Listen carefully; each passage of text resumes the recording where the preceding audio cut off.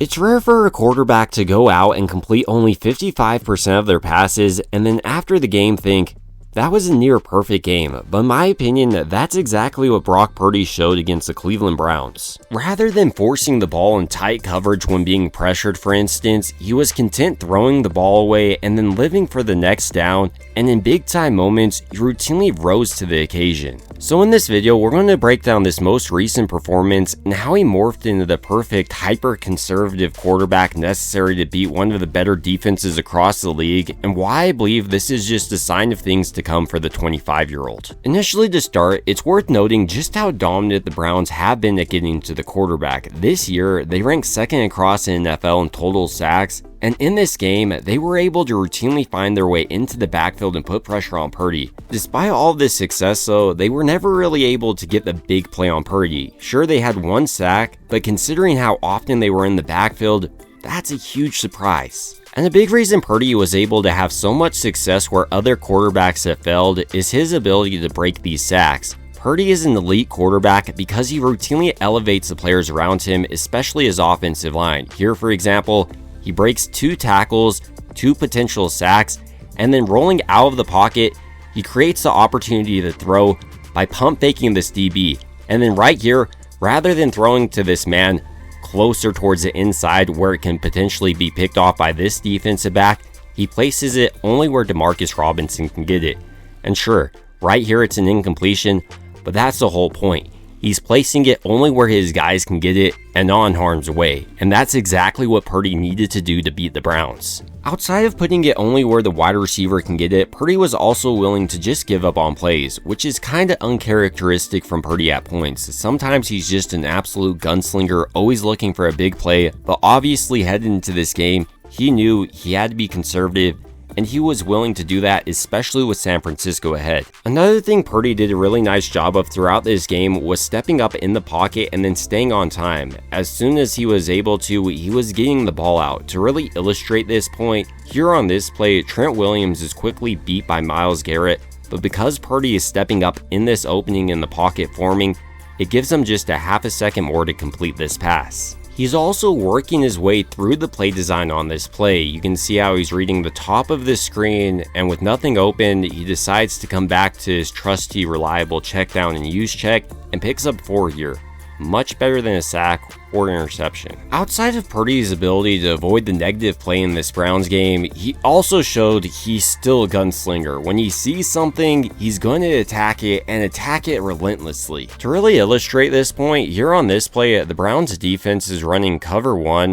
Meanwhile, San Francisco's offense has Kittle running a little fade pattern, and then you have Pearsall running a little comeback. Because it's before the half as well, Purdy is really trying to push this deep, so his target on this play is George Kittle. So right here, he's trying to make sure this safety doesn't jump on Kittle's route, nor this middle linebacker. And he's doing this by not immediately staring towards George Kittle. He's kind of staring towards the middle of the field, which is why the safety didn't immediately jump on this fade pattern. And by the time Kittle is level with this defensive back, he's won this play. Maybe more impressively than Purdy's read on this play though was his throw. Once again, he's placing it only where Kittle can get it, and this really shows improvement from last week. In a similar way here earlier in the drive, once again, you can see Purdy diagnosing the cover 1 from the Browns defense, and on this play, he knows his right option is Ricky Pearsall running a whip pattern, which takes advantage of the defensive back's momentum by driving him inwards and then breaking out hard. This is an especially challenging route to defend in man coverage because you have to respond to his inward break, because if you don't, he has the ability just to keep running and potentially hurt you for a massive gain. Purdy also knows this defensive back has to respect Pearsall, so he's reading him this entire time, and as soon as he jumps on this inward break with Pearsall breaking outside, he's throwing this ball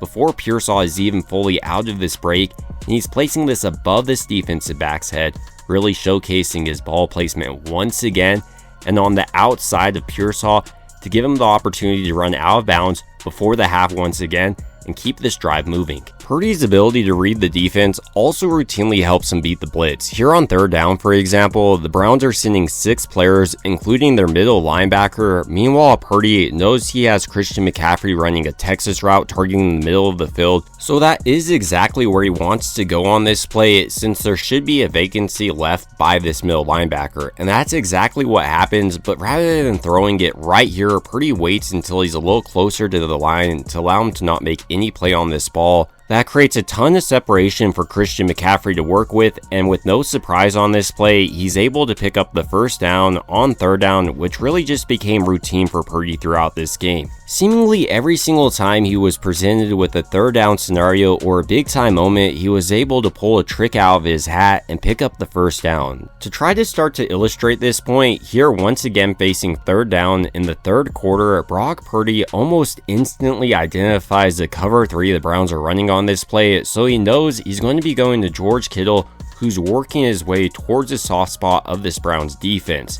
But he also knows he's going to be absolutely drilled on this play, but rather than being fearful, he plants his feet and steps up into this throw and places this only where Kittle can get it. I mean, Purdy's layering on this play is pretty impressive. Any higher it's an interception, any lower it's an interception, and you have to realize that this is coming off of being absolutely drilled on this play. In a similar way on this play, San Francisco's offense once again is facing third down, and on this play, Purdy is going to be targeting Juwan Jennings on the out. So rather than focusing on his layering this time, we're going to be focusing on his ability to drive this ball. And here, you can see how Purdy is on the bottom part of this field.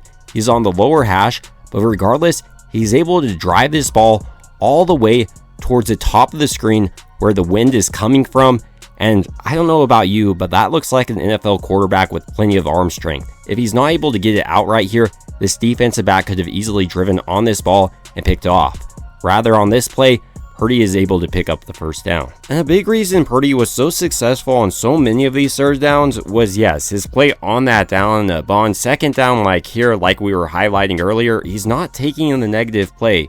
He's throwing it away, which then leads to his touchdown pass to Juwan Jennings. Outside of Purdy's ability as a pure passing quarterback, he's also continued to grow as a running quarterback in my opinion, and I like how Kyle Shanahan has mixed in these little read option plays. And on this play, Purdy reads it to perfection. He sees these defensive players biting in towards Christian McCaffrey, so he simply pulls it, and because he's a pretty athletic player, even though people don't think of him that way, before you know it, he's doing the Dougie in the end zone. So while many people would just look at Brock Purdy's raw stats and see a completion percentage of 55% and say he had a terrible game, when you watch his film, I don't think he could have played it much better. I mean, he routinely bailed out his offensive line, read exactly what the Cleveland Browns were doing, and then made some key throws while also protecting the ball. So in my opinion, he morphed into the perfect quarterback to beat the Browns, and I think he has the ability to do that against any team in the NFL. He's one of the more impressive quarterbacks and really plays into what he needs to beat a team every week,